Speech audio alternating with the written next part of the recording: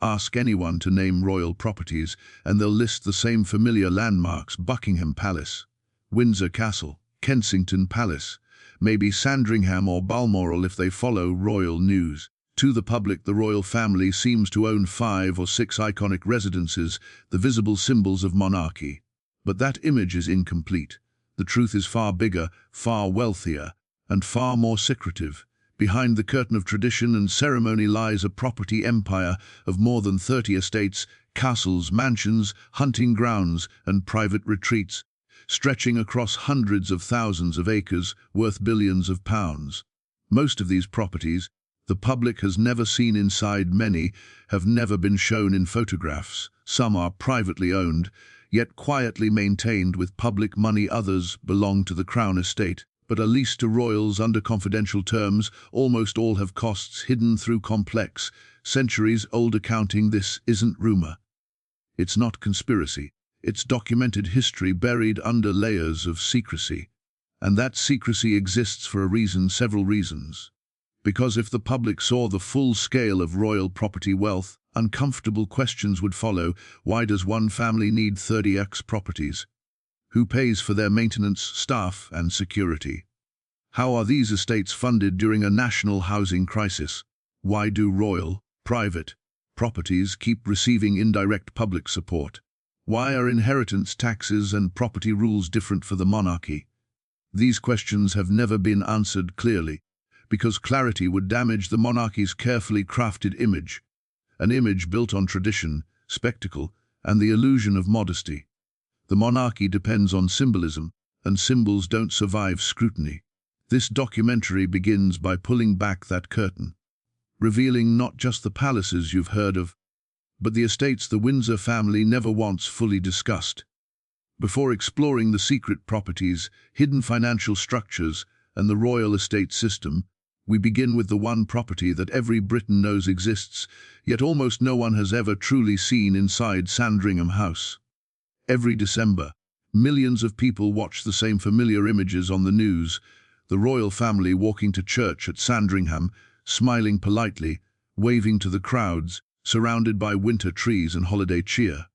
The message is intentional: a normal family, a normal Christmas, just like yours. But nothing about Sandringham is normal, not its scale, not its secrecy, and definitely not its cost. Because behind those cheerful Christmas clips lies a 20,000-acre private empire, hidden away in the Norfolk countryside, shielded from public scrutiny for more than 160 years. Sandringham is one of the most important and least understood properties the royal family owns. And its true story tells us everything about how the monarchy really works. A private kingdom purchased in secret. Sandringham wasn't inherited through centuries of tradition. It wasn't a crown property funded by the state. It wasn't gifted by Parliament. It was purchased privately in 1862 by the future King Edward II, then Prince of Wales. The price he paid, adjusted for today, would be roughly 200 million. It became his escape from the pressures of royal life, a place where he could live freely, entertain lavishly, and build what he called a home, not a palace. That home quickly evolved into an enormous agricultural estate, generating its own income through farming, timber, horse breeding, tourism, and elite hunting events. Today, Sandringham is a fully functioning private business owned personally by the monarch. Not the crown, not the government. The monarch as an individual. Meaning, it passes from monarch to monarch, privately, tax-free, and without public transparency. What the public sees, and what it never will. Sandringham House itself contains around 270 rooms, a maze of corridors, private apartments, guest suites, servants' quarters, and function rooms. Yet the public sees only a fraction. For a few months each year, when no royals are present, visitors may enter the ground floor, the gardens, and the museum. That's it. The remaining 90% of the house is hidden from the world. Why so secretive? The palace says privacy, security, family tradition. But the real reason is simpler. Full access would reveal the sheer scale of royal wealth. The public would see a building far larger, far grander, and far more luxurious than the monarchy's humble family Christmas image suggests. Sandringham is not a cozy countryside home. It is an enormous royal compound, A private palace by every definition except name. The hidden buildings, the public has never seen them. Sandringham isn't just one house. It's an entire network of royal properties, spread across 20 Zallows and Acrecy 1, York Cottage, a gloomy, quirky residence where King George V once lived. 2. Park House, Princess Diana's childhood home. 3. Amma Hall, a 10-bedroom Georgian mansion gifted to Prince William and Princess Kate. 4. Dozens of cottages used for staff, guests, and private rentals, all part of the estate. Most of these buildings have never been photographed inside. The palace never discusses them publicly, and because Sandringham is private property, it avoids the transparency rules that apply to Crown-owned estates. The question no one can answer: who pays for all this? The estate requires massive ongoing expenses: year-round staff, gardeners, gamekeepers, farm workers, maintenance crews, heating, security, annual repairs, animal management, road and woodland upkeep. Sandringham costs millions of pounds every year just to function. So who pays? Officially, Sandringham profits cover some costs. The Duchy of Lancaster covers the rest. But the Duchy of Lancaster only exists because of the monarchy's public status. Its wealth was created through centuries of royal privilege, meaning Sandringham is maintained with money that is private. But only private because the monarchy is public. A circular system that shields the truth.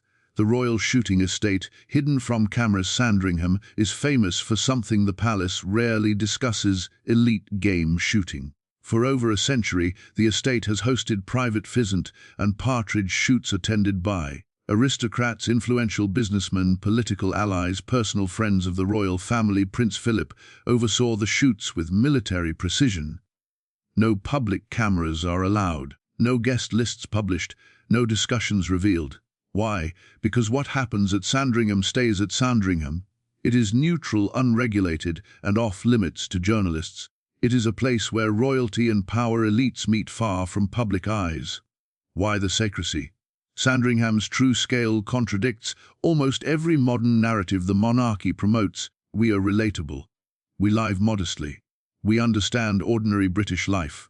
It is impossible to maintain that image when your private holiday home is 20,000 acres, 270 rooms, a commercial estate, a shooting ground, a cluster of mansions valued at 200–300 million, passed down tax-free. Full transparency would force uncomfortable conversations. Why does the monarch need this much land? Why does the public fund security for private royal property? Why do private royal estates avoid inheritance tax? Why can't more of Sandringham be open to the public? Why is access more restricted than other private estates? These questions challenge the monarchy's legitimacy, so they remain unasked and unanswered. The Christmas illusion. Every Christmas, Sandringham becomes a stage. The brief walk to church is carefully arranged to appear warm, relatable, human, a normal family. But behind the cameras is a vast private kingdom that few Britons know exists, protected by a perfect mix of tradition, secrecy, public relations, and centuries-old privilege. Sandringham isn't just a royal residence. It is a symbol of the hidden empire the monarchy controls. An empire built on land, money, and privacy, and protected by silence. If Sandringham is the royal family's winter retreat, Balmoral is their summer stronghold, a fortress of privacy, tradition, and staggering wealth hidden deep in the Scottish Highlands. It is the place where monarchs escape the world, where cameras are kept far away, and where the true scale of royal privilege becomes impossible to ignore. But to understand why Balmoral matters, politically, historically, and financially, we must explore the parts of the estate the palace never talks about. A royal obsession worth over £1 billion. Balmoral is not just a castle. It is a 50,000-acre private kingdom, purchased in 1852 by Queen Victoria and Prince Albert.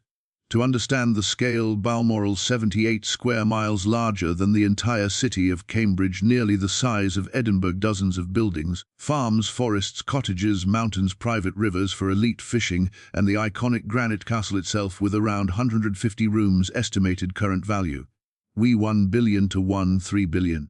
And yet it remains strictly private property, owned personally by the monarch, not the state, not the Crown estate, not the government.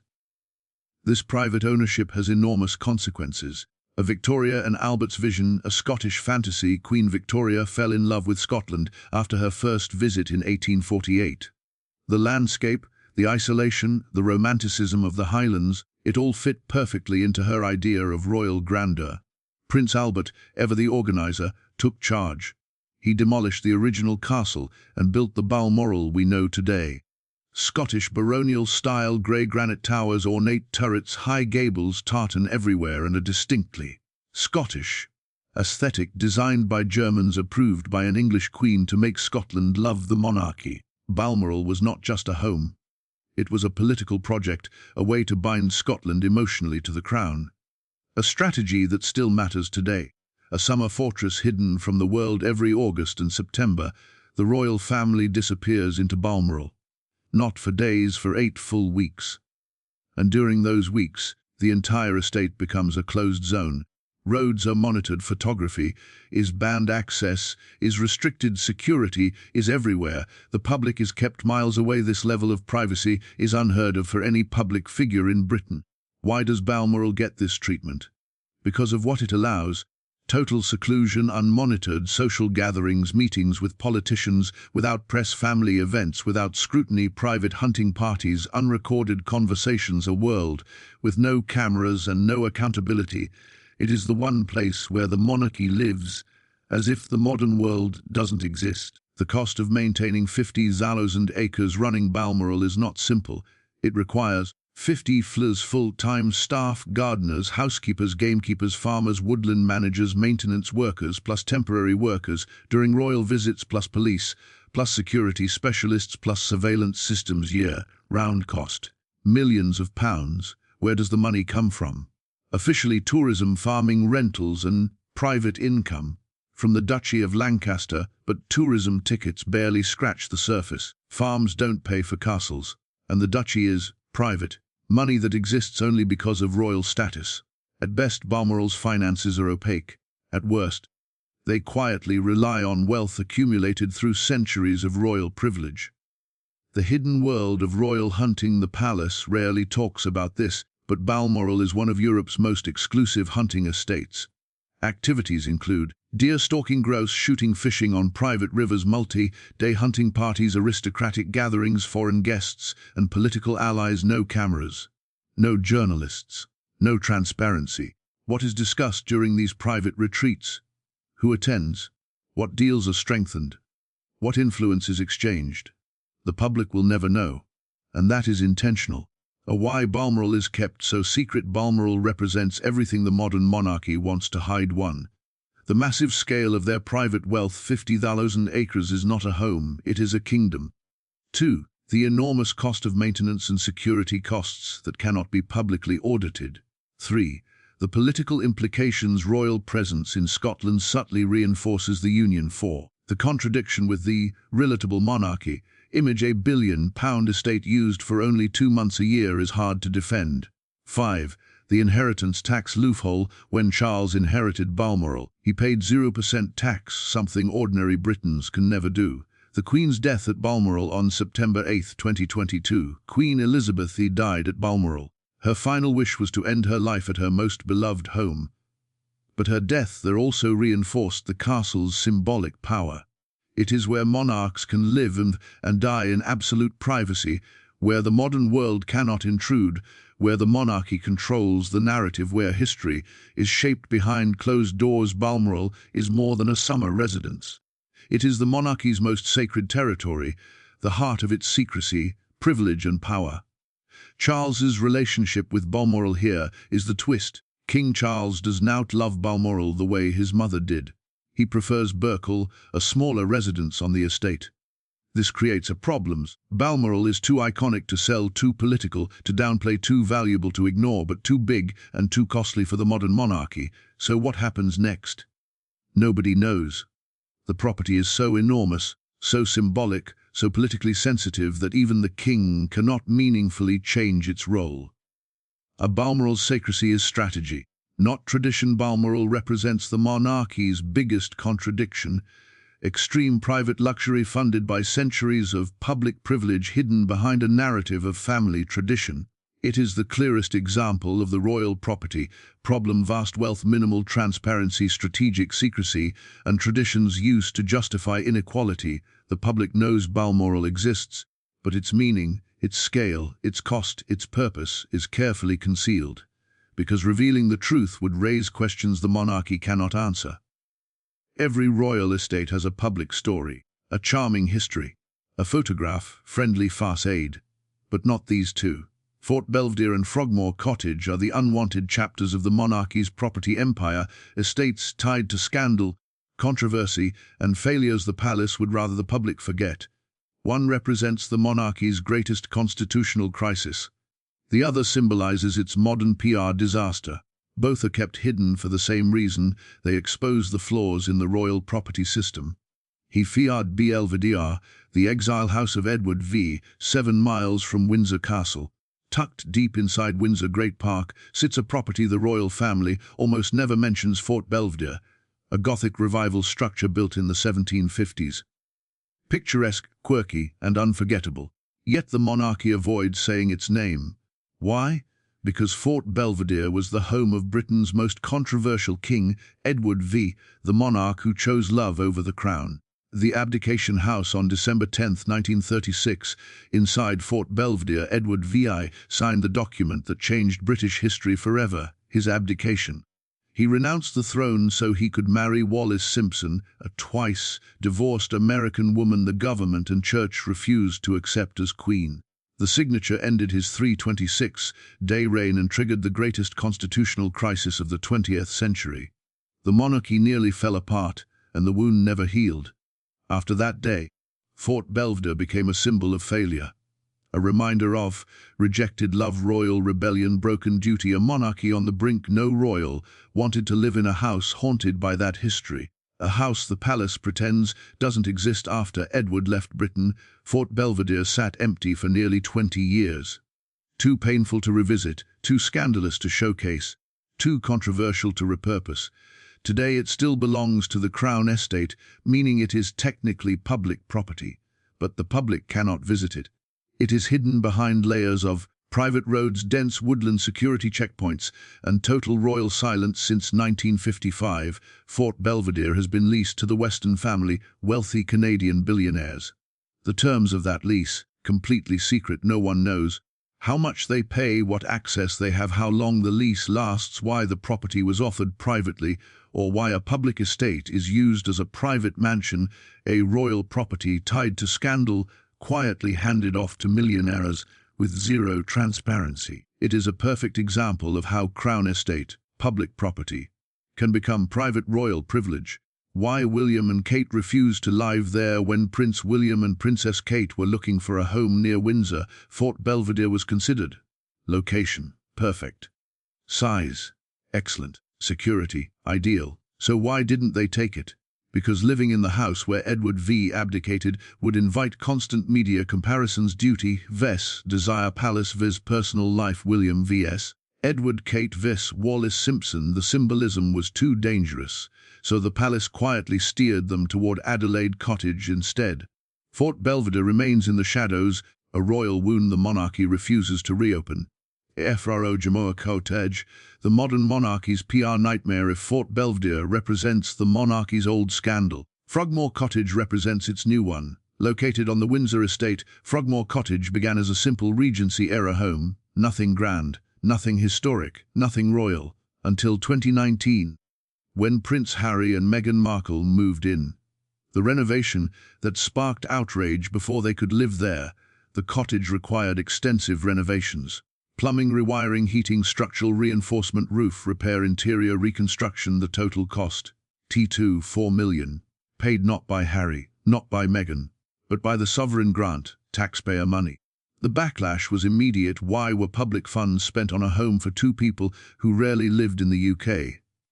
Why renovate a house that had been used by staff for decades? Why was a simple cottage turned into a modern residence at public expense? The palace defended the decision. The property required essential maintenance. But the scandal grew. Then came Megxit. Barely 10 months after moving in, Harry and Meghan announced they were stepping back from royal duties and relocating to North America. Suddenly, Frogmore Cottage was empty too. 4 million had been spent. Taxpayers were furious. The monarchy was embarrassed. Under intense pressure, Harry repaid the 4 million renovation cost. But this repayment did not cover ongoing maintenance, security, staff, police protection around the property. The cottage became a symbol of wasted public money, mismanagement, royal inconsistency, unclear financial boundaries. The monarchy hated the story because it exposed structural problems the palace prefers hidden. The secretive afterlife of Frogmore. After Harry and Meghan left, Princess Eugenie moved in briefly, then left.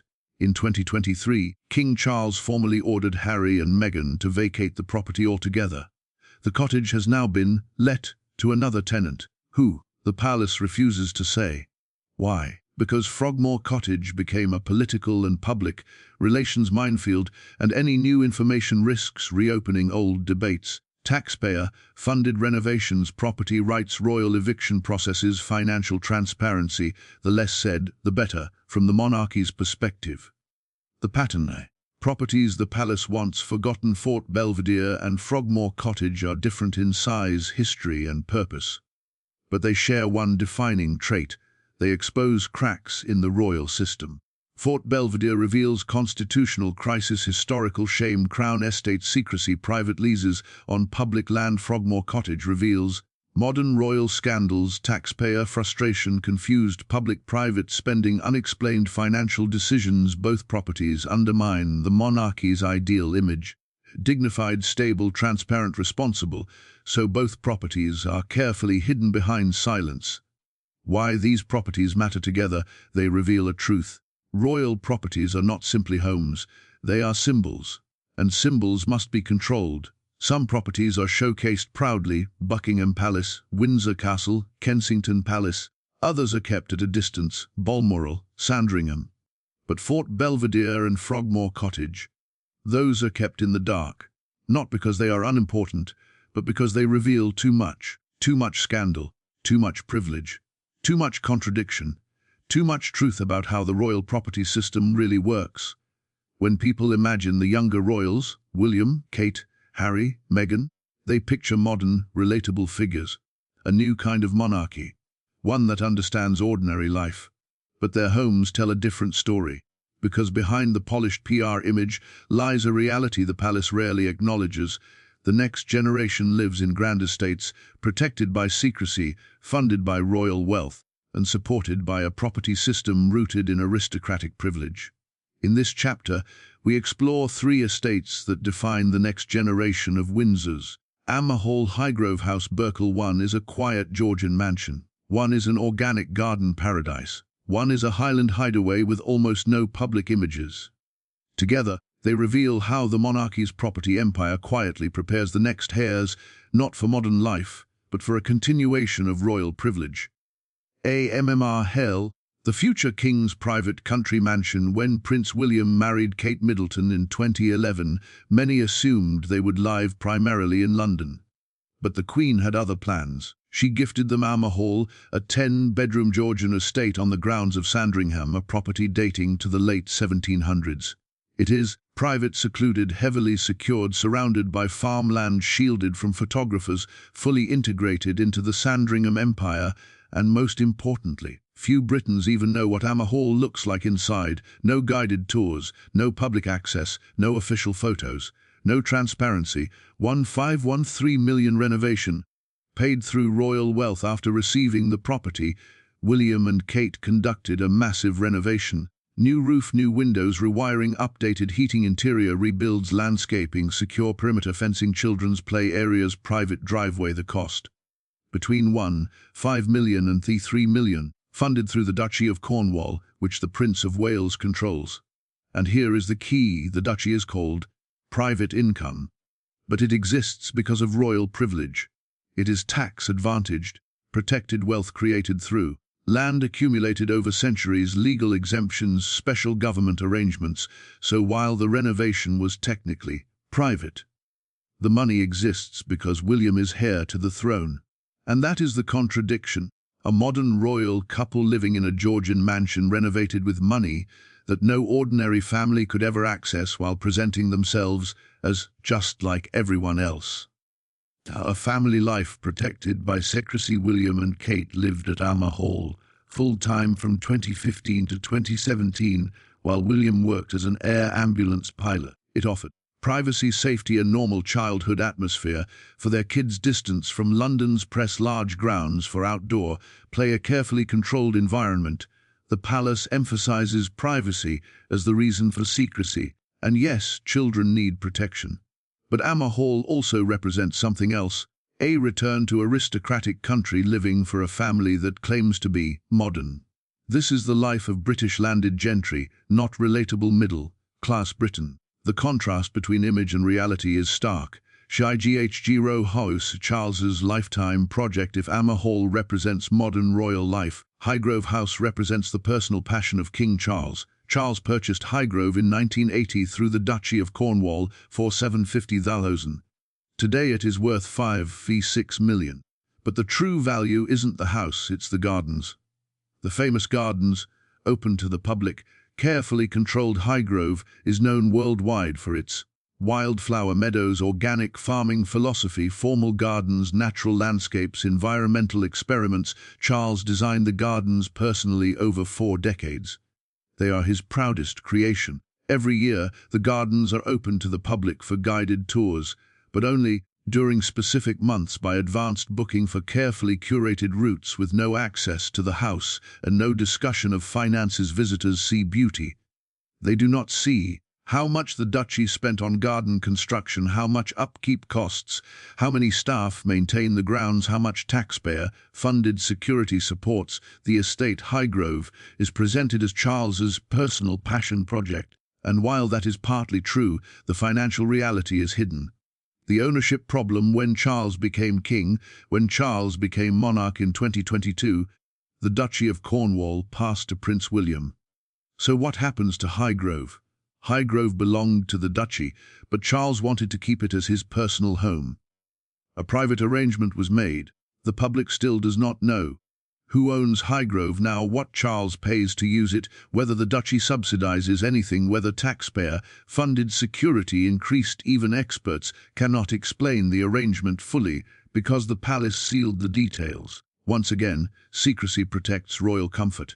BIRKAL, the king's hidden Highland escape. If Highgrove is Charles's pride, Berkeley is his sanctuary. Located on the Balmoral estate, Berkeley is a white Georgian house surrounded by thousands of acres. It is where Charles and Camilla honeymooned.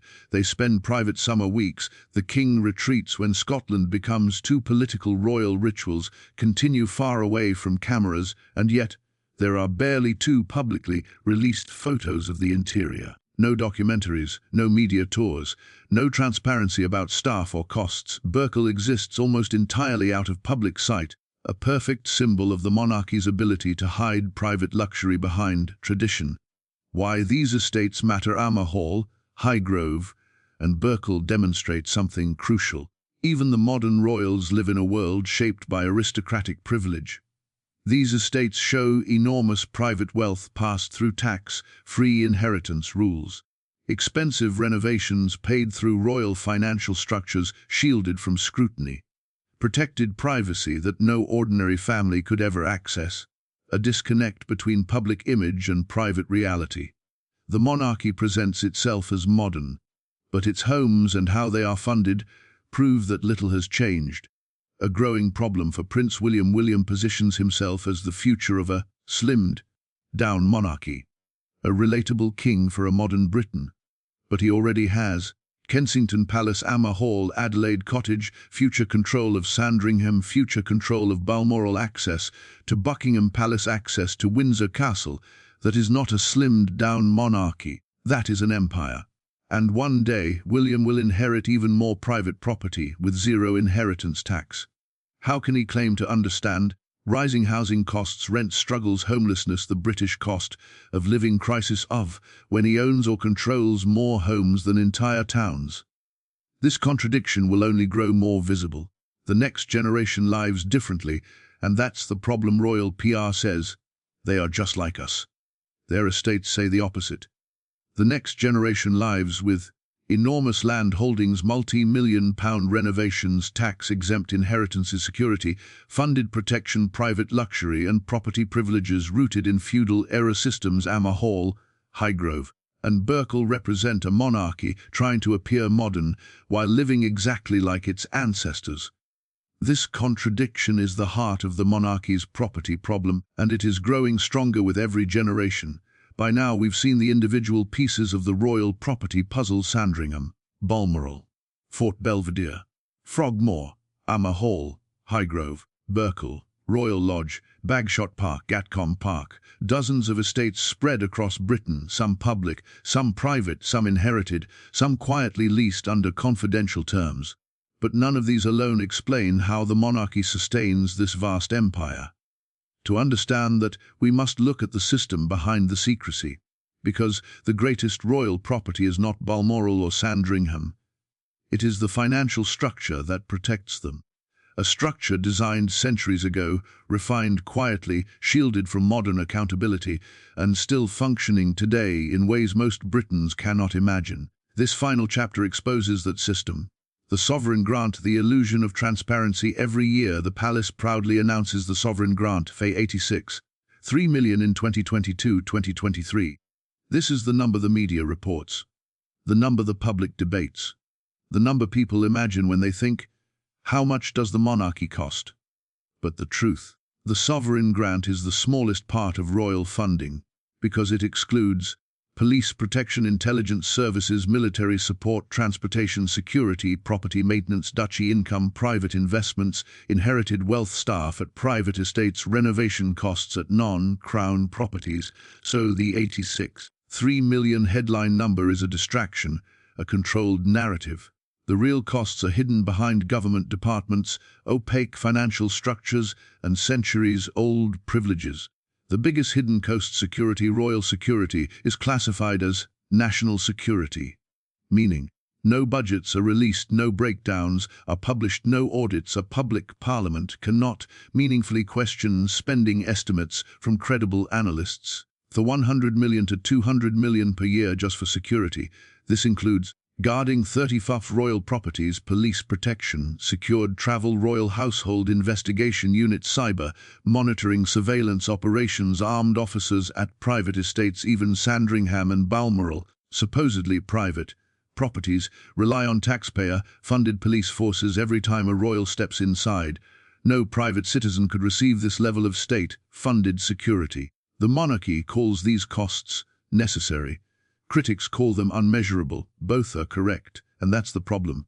The Crown Estate vis private, royal property. A deliberate confusion. The Crown Estate is worth 15.6 billion. Profits go to the Treasury. The monarch receives 12% back through the sovereign grant. Sounds straightforward, until you ask, why do royals live in Crown Estate homes for free? Why are lease terms confidential?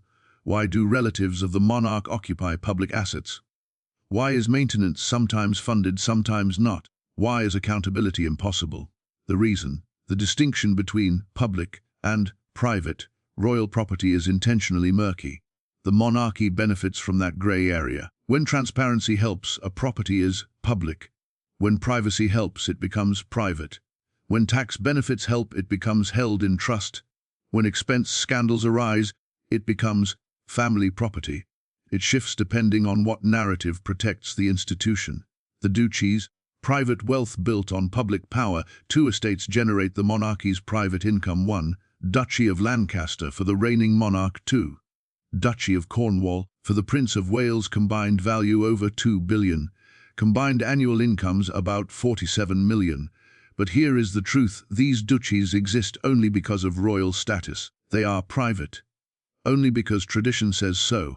They receive tax exemptions unavailable to the public, exempt from corporation tax, exempt from capital gains tax, exempt from inheritance tax. When Charles renovated Highgrove or William renovated Amma Hall, they used duchy money, money treated as private, but only available because of public power. It is a loophole wrapped in tradition, a legal paradox protected by centuries of deference. Royal staff costs, hidden in plain sight. The official royal household employs around 500 staff, funded transparently. But what about Gardeners at Balmoral, gamekeepers at Sandringham, farm workers at Gatcombe, household staff at Berkeley, cleaners, chefs, nannies, maintenance teams at private estates. These salaries do not appear in any public documents. No one knows how many staff the royal family truly employs, nor how much it costs. These expenses vanish into duchy accounts, private income, estate revenues, miscellaneous categories. It is impossible for the public to trace the flow of money. And that is by design. The inheritance loophole that multiplies royal wealth. When Queen Elizabeth II died in 2022, King Charles inherited Balmoral, Sandringham, Berkeley, private jewels, private investments, private estates, artworks, racehorses, assets, built over 70 years, total value hundreds of millions, possibly billions. What did Charles pay in inheritance tax? Nothing. A special 1993 agreement exempts monarch to monarch inheritance, so while ordinary Britons pay 40% inheritance tax, the monarch pays 0%. This loophole ensures royal wealth grows with every generation without ever being taxed. It is the engine behind the monarchy's unstoppable property accumulation. The impossible reality. Too many homes for too few royals. Charles is one man. Yet he has access to Buckingham Palace, Windsor Castle, Balmoral, Sandringham, Highgrove, Berkeley, Clarence House. William has Kensington Palace, Adelaide Cottage, Amer Hall, future Sandringham, future Balmoral. Even Prince Andrew, removed from public life, lives in a 30-room mansion for $250 per week. Prince Edward enjoys a 57-room mansion under a mysterious $5 million lease. Princess Anne quietly controls 730 acres of farmland. This is not a slimmed-down monarchy. It is a sprawling aristocratic empire. One family occupying more land and homes than entire British towns during a national housing crisis. That contradiction is becoming impossible to defend. The system cannot survive full transparency. If the British public ever saw the complete property map, the full accounting of costs, the tax exemptions, the inheritance loopholes, the security budgets, the private leases, the staff expenditures, the monarchy would face questions it cannot answer. Why does one family need 30 reps properties? Why are taxpayers funding private royal homes? Why do royals pay no inheritance tax? Why are public and private funds mixed without oversight? Why can't the monarchy be audited like every other public institution? These questions won't come from Republicans, they will come from ordinary Britons. Which is why secrecy continues. Secrecy protects privilege. Secrecy protects property. Secrecy protects the institution.